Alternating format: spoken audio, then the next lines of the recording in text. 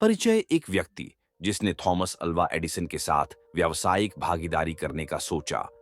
विचार में असीम शक्ति होती है।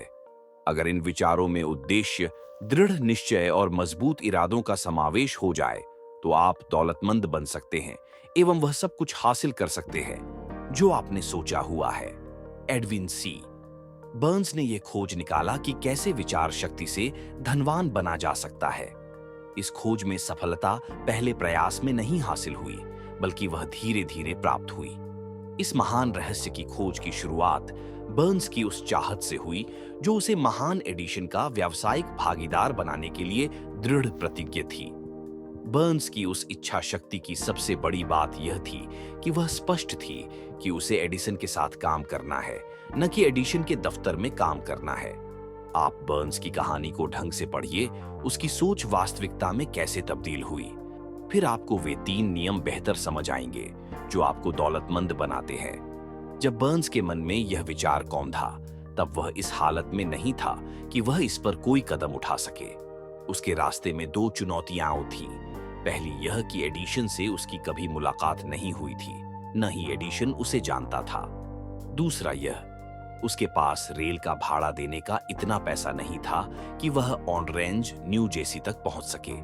ये चुनौतियां इतनी पर्याप्त तो थीं कि अधिकतर व्यक्तियों के आत्मविश्वास को डगमगा दें और उनकी सोच यहीं पर दम तोड़ दे। परंतु उसके इरादे इतने कमजोर नहीं थे। वह दृढ़ प्रतिज्ञा था। उसने हार नहीं मानी, बल्कि बिना टिकट मालगाड़ी से यात्रा करके ईस्ट ऑन रेंज पहुंच गया। उसने एडिशन के प्रयोगशाला में खुद का परिचय दिया और कहा कि वह इस आविष्कारक के साथ व्यवसाय करने आया हुआ है। काफी समय के पश्चात एडिशन ने इस पहली मुलाकात का खुलासा कुछ इस प्रकार किया था। वह मेरे सामने एक सामान्य पर्यटक की तरह खड़ा था, परंतु उसके चेहरे का तेज देखकर यह पता चल गया था कि वह जिस कारणवश यहाँ आया है उसके लिए दृढ़ प्रतिज्ञ है। इतने साल के अनुभव में मुझे यह ज्ञान हो गया था कि अगर किसी चीज को दिल से चाहो तो सारी कायनात तुम्हें उससे मिलाने की कोशिश में जुट जाती है।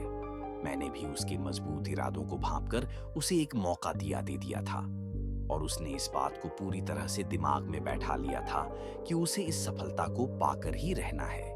धीरे धीरे उसके कार्यों ने भी यह सिद्ध कर दिया कि मैंने उसको मौका देकर कोई गलती नहीं की थी।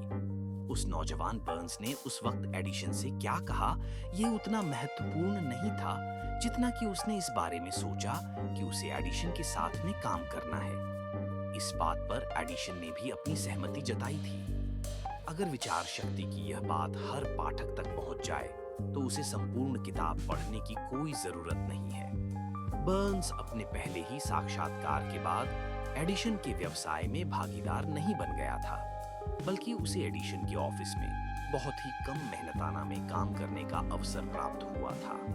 यह कार्य ऐसा था जो एडिशन के लिए बहुत कम उपयोगी था, पर बर्न्स के लिए बहुत अधिक महत्वपूर्ण। इस अवसर ने बर्न्स को अपने होने वाले भागीदार को अपनी व्यापार कुशलता दिखाने का मौका दिया था। उसका होने वाला भागीदार वहां उसके काम को परख सकता था। कई महीने बीत चुके थे, पर अपरोक्ष रूप से ऐसा कुछ भी घटित नहीं हो रहा था जिससे बर्न्स अपने उस निश्चित लक्ष्य तक पहुंच सके जो उसने अपने दिलो दिमाग में संजो रखा है।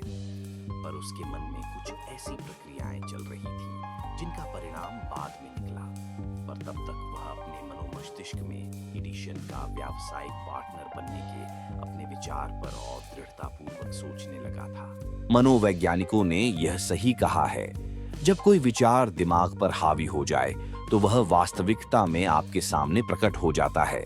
बर्न्स पूर्णतया एडिशन के साथ काम करने के लिए तैयार था और वह तब तक दृढ़ प्रतिज्ञ होकर लगा रहा जब तक उसने वह हासिल नहीं कर लिया जिसे वह इतने समय से खोज रहा था।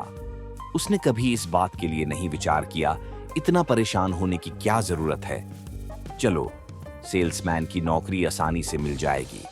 बल्कि उसने यह विचार किया, मैं यहां पर एडिशन के साथ व्यवसाय करने के लिए आया हूं। मैं तब तक पीछे नहीं हटूंगा जब तक मैं इस मकसद में जीत नहीं जाता हूं, चाहे बची हुई सारी जिंदगी यहीं पर गुजारनी पड़े। यह सच ही है कि अगर आप एक उद्देश्य को लेकर पूरी जिंदगी जीते हैं तो आप एक अलग ही कहानी लिख सकते हैं। शायद उस समय बर्न्स को यह बात न पता रही हो, परंतु उसकी मजबूत इच्छा शक्ति और दृढ़ता ने बड़ी से बड़ी बाधाओं को पार करके वह अवसर दिला दिया जिसको वह तलाश कर रहा था। अवसरों की एक खास बात होती है, ये बिल्कुल अलग अंदाज में हमारे सामने आते हैं। सिर्फ इतना ही नहीं, जैसा आपने सोचा होता है उससे बिल्कुल अलग दिशा से भी ये अवसर अवतरित होते हैं।